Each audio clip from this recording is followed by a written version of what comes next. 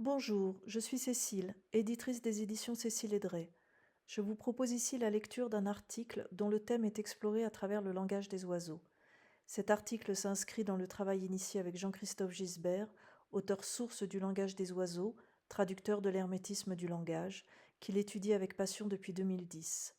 L'objectif est de comprendre les mots autrement, au-delà de leur signification apparente, et de saisir les liens subtils entre langage, inconscient et conscience. Prestige du nom ou valeur du raisonnement? Constatant quasi quotidiennement que la foi de la plupart des consommateurs de culture repose le plus souvent sur la notoriété des auteurs, surtout en édition de livres et en développement personnel, et non sur la pertinence de leurs propos, il me semble opportun d'ouvrir une réflexion à ce sujet. Des critères de sélection pour être entendus. Dans la plupart des cas, avant d'être écouté, il faut souvent satisfaire à une série de critères. D'où venez-vous? Diplôme, notoriété, scientifique, professeur, nombre d'exemplaires vendus, nombre d'abonnés, nombre d'interviews reconnues, votre promesse. Et avec un peu de chance, à un moment donné, votre raisonnement. Ah, ça, nous y reviendrons peut-être plus tard. N'importe quelle star en son domaine peut faire vendre n'importe quoi et cher, même sans véritable message ou en étant proche de la sénilité. Être brillant? Faisons une petite expérience. Prenez un texte brillant, littérature, sciences, etc.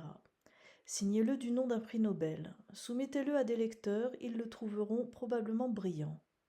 Prenez le même texte, signez-le du nom d'un parfait inconnu.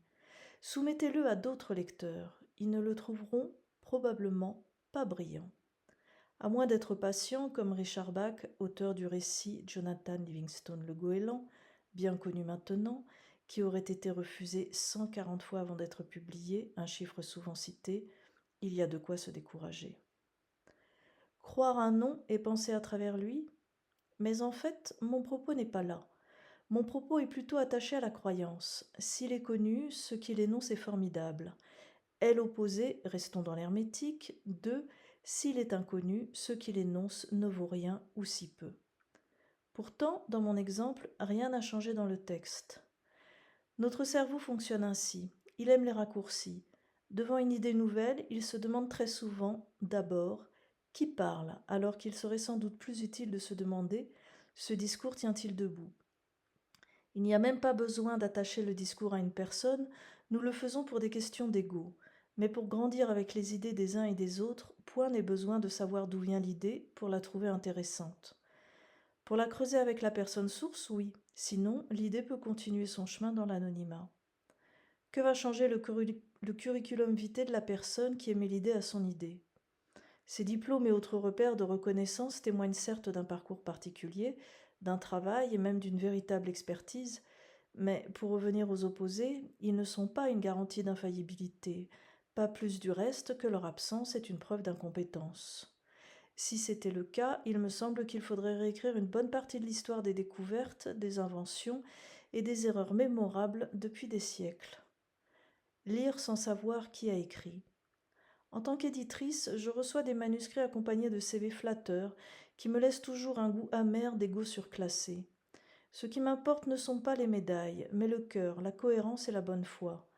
À partir du moment où un texte me semble pertinent et argumenté, et qu'il ouvre sur de nouvelles pistes de réflexion, il mérite d'être lu et partagé. Que son auteur soit invité par les médias ou uniquement chez ses amis n'est pas le sujet ni la motivation. Vous le savez, je n'édite que Jean-Christophe Gisbert pour le moment, parce que sa logique me semble imparable et qu'il a la capacité de tout expliquer de ce qu'il avance. Son travail sur le langage des oiseaux et son hermétique est quasi scientifique dans sa façon de l'aborder et de l'utiliser. C'est pour cela que j'ai tout de suite été convaincue par la logique qu'il expose et, de surcroît, plus ses recherches avancent, plus ses révélations se vérifient et s'entrecroisent les unes avec les autres. Il est un auteur anonyme et s'il signe de son nom, c'est parce qu'il considère que son état civil sert de point de repère pour chercher ses publications en ligne. Si l'on cherche anonyme, il y en aura toujours plus que lui. La notoriété, non. La logique, oui. Réfléchir à partir d'un nom ou d'un raisonnement? Si nos lecteurs sont prêts à réfléchir à partir de ce que nous éditons, c'est formidable. Si le fait d'être inconnu en freine certains, c'est ainsi. encore les opposer. Une démonstration ne devient pas plus solide et véridique parce qu'elle est signée par une célébrité, et elle ne s'effondre pas parce qu'elle est déduite et présentée par un inconnu. Il me semble important de penser à cela dans nos temps où le star system, même pour les personnes qui écrivent, fait foi. Voilà ce que je voulais dire dans cet article. Pour ouvrir, amusez-vous à lire quelques lignes d'un sujet qui vous intéresse sans vous attacher à l'auteur. Vous découvrirez sans doute des pépites, vous ferez peut-être une vraie rencontre, ou découvert un préjugé qui stimulera votre réflexion. Qui sait? Dans les deux cas, cette lecture vous fera grandir. Si cette exploration vous a intéressé, vous pouvez retrouver d'autres articles et découvrir nos publications sur le site des éditions Cécile Edray. Merci d'avoir pris ce temps d'écoute.